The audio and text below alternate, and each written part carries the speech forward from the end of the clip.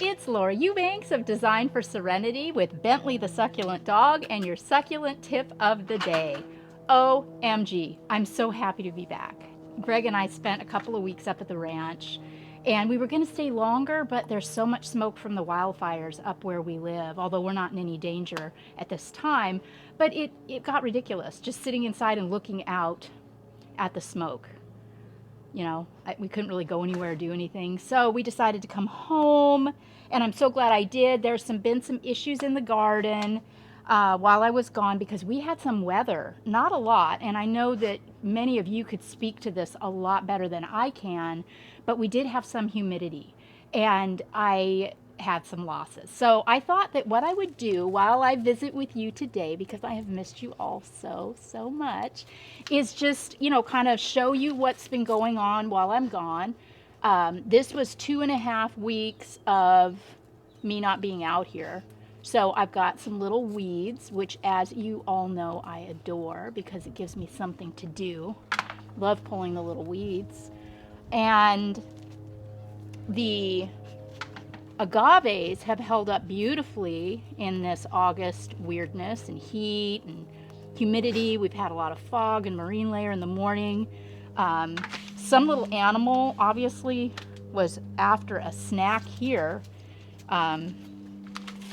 Not sure what all that is about, but what a hot mess. So basically, you know, this is what I live for because these little projects don't take more than a few minutes. And the results are just instantaneous. Now, as I'm working out here in my garden too, I'm taking note of the soil. Is it dry? Is it wet? You know, what's happening? Because that's the temptation in the heat, isn't it? It's just to throw water on everything. But if the soil is wet, don't water. That is the kiss of death with succulents. If you water wet soil, it is almost guaranteed that your plants are going to rot. So I'm just going to, you know, push this back. This topsoil is quite dry, you know, because it's been exposed to the air. I'm more interested in, you know, kind of what's going on underneath it. I'll throw these. Look, they even moved my rocks. Something was very excited to get something under this top layer of soil. Just push this back. Things are handy to have a multi-tool. Yeah, look at this multi-tool, the kneeling pad, working, doing double time here. I am always looking to, when I have a little upslope, I'm always looking for rocks that I can kind of shove in and use to naturally brace the soil so that I don't have a little rock runoff. This little top dressing rock is Desert Gold 3/8 inch. It's one of my favorites. And you know, those of you that follow know the backstory. This little garden area here has been through many iterations, hasn't it? One of my first semi-full-length videos was of me doing a tapestry here. This used to be home to just our garbage cans and junk. I did a tapestry, and thank you, Bentley, over the years, just didn't want to sustain it. It started to kind of grow out, so I decided that I would use it, you know, just as a garden of death and to kind of store leftover plants.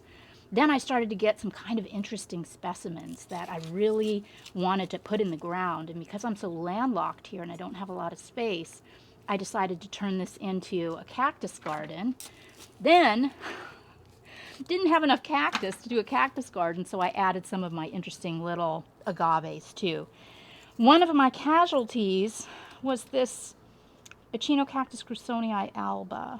It rotted. Look. See how brown it is? When I lift this up, it's wet. There's not a lot of root. Show the top again. Yeah, look at the top. It's all brown. Yeah, see how brown it is? Now, you might look at that and think, oh no, it's sunburned. But if you put your multi-tool in there, you know, it's just soggy. It's rot. So that isn't gonna live. So I'm just gonna pitch that. So sad, very sad about that. I found a little bit of this desert gold in the garage. So rather than plant something here, because I don't really think I need anything, this is kind of a xeriscape garden.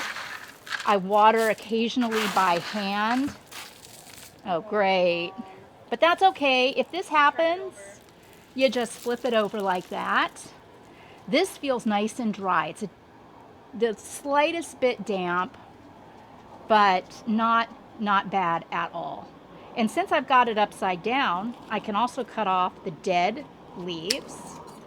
This is normal. If your plant deciduates from the bottom like that, that's just old leaves. It's kind of like how we shed layers of skin. Don't panic. You want to see and concern yourself with what's going on up here, the new growth. And if it's healthy, you're good to go. So I'll take my multi-tool and just scratch this back in. Yeah, this is dry, and that's good. This time of year, it's more important that we control the temperature here than it is that we control the water. So we want to keep it dry and cool in these hot dog days of summer. This agave titanota is going to get massive. But for now, because it's still cute and little, I'm just going to let it ride there until it gets too big, and then I'll figure it out. So it's okay to plant things wherever you want. You know, like this agave perii truncata here, also going to get massive, and I might have to make, you know, decisions later about it, but that's okay. I can enjoy it for now. All right, moving on down. Excuse me, sir. Back it up. Back it up. Go, go, go.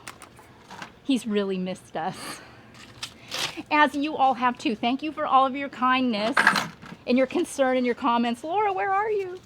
Back and eager to get going. Next week, we have a project starting, actually 2 weeks, in Del Mar. We're going to do a front and a backyard. It is going to be amazing. We're going to be basically taking out all of the existing landscape, which is primarily a lawn and a lot of bird of paradise, you know, just your usual suspects. And we're going to be doing a gorgeous succulent garden for this client. I'm super excited.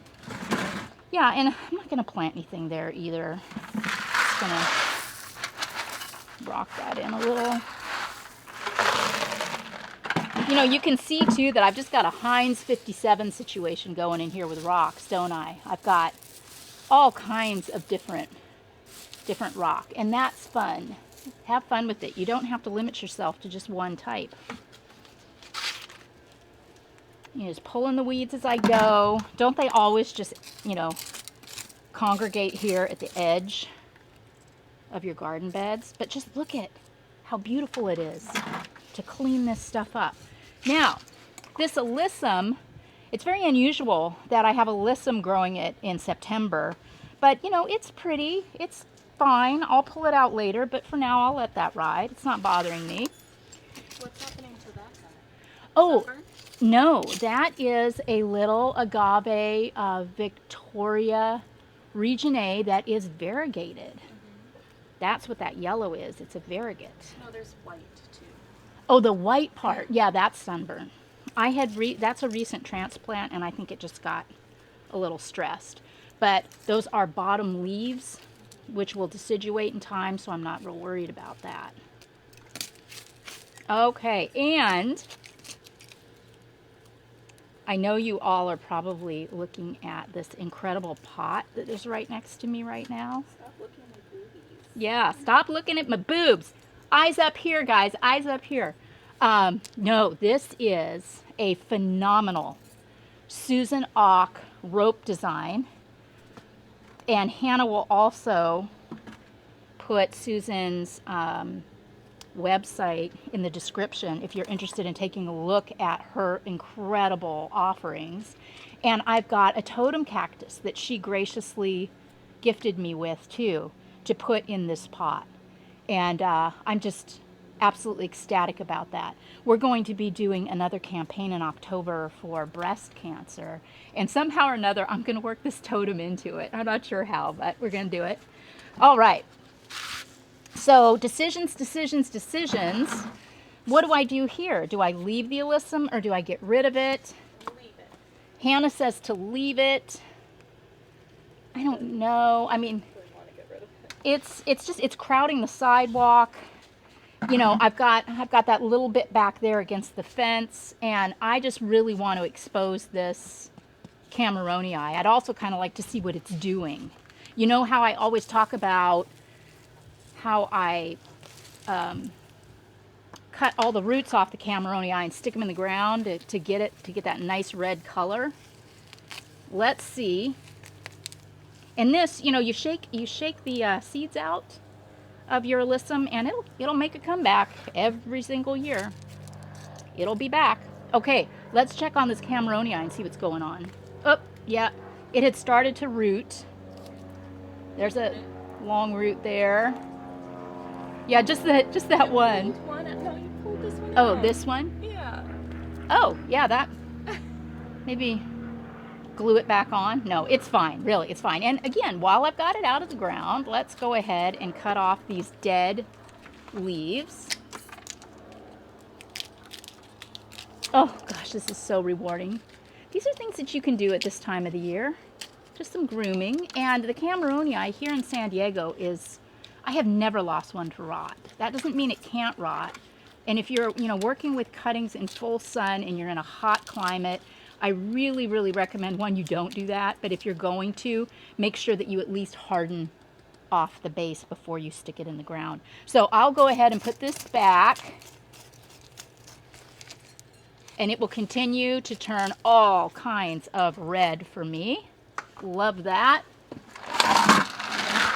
Actually, before I throw that back in the ground, let me put down my rock. There we go.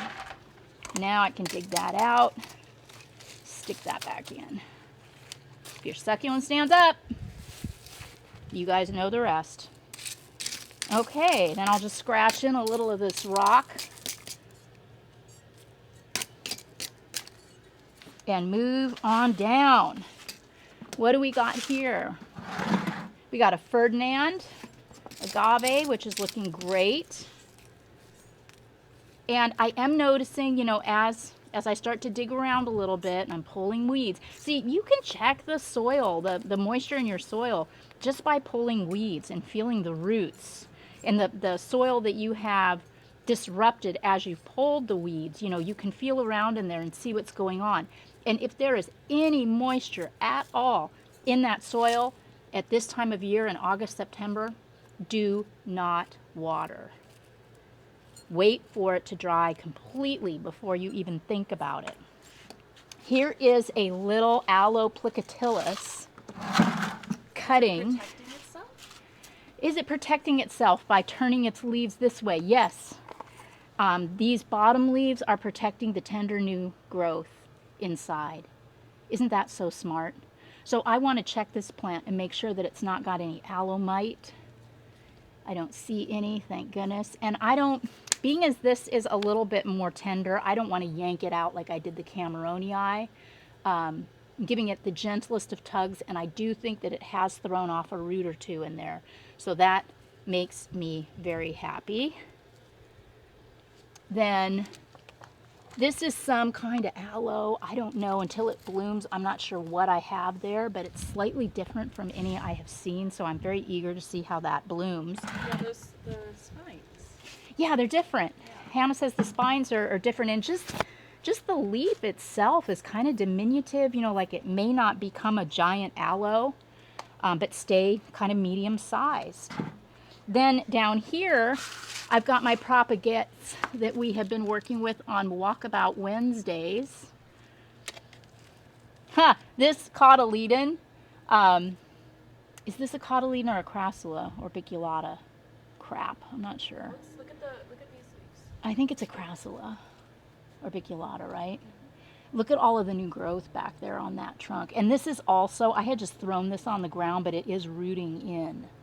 So I'm just going to let this ride and see what happens. Then I have, you know, my stem propagates. This is Graptovaria Fred Ives, and those are not looking the greatest right now, are they?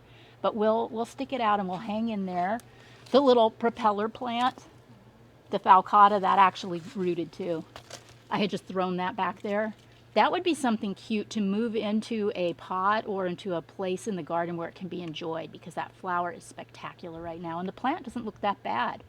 So that might be something I'll move out of the garden of the death and maybe put it up here in my raised bed. Then I have, these were little leaf propagates, remember? And they are doing really well. I think this early winter, aw, that's the mama leaf right there. Those will probably be big enough to move into the garden, but we'll leave it there in the shade. So that's the most important thing, you know, is to protect your tender plants and give them as much shade as possible. Well, I am very pleased now with how this looks. It is so much better. And how long did that take us? 15 minutes from hot mess to, well, if I had a blower, showcase ready.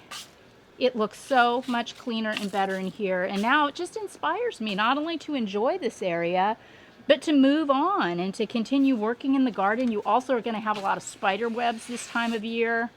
You know, as much of that as you can stand. Good for you, because those spiders, you know, are beneficial insects in our gardens. But I don't want it to look like a haunted mansion, so I'm going to keep those a little bit at bay. My gutters just never fail to impress. You know, it doesn't seem to matter what time of year it is or how long I'm gone. When I come back, there is never much to do with the gutters. These are just all cuttings that have been thrown in from time to time throughout the year. This is a fantastic way to display cast-offs decoratively in your garden. I'd like to do another row over here. You'll also notice that that pink jasmine that I planted, well, I moved it from over on Bentley's toilet area to grow on this trellis to hide the trash cans, and it's doing really well. It was very wilted when I got home the other day. I threw some water on it and it has bounced back.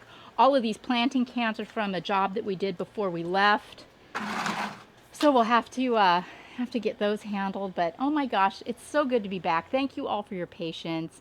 I so enjoy moving into the fall with you with all of these new and exciting projects. This has been Laura Eubanks of Design for Serenity, reporting from my backyard garden with your succulent tip of the day. Bye guys.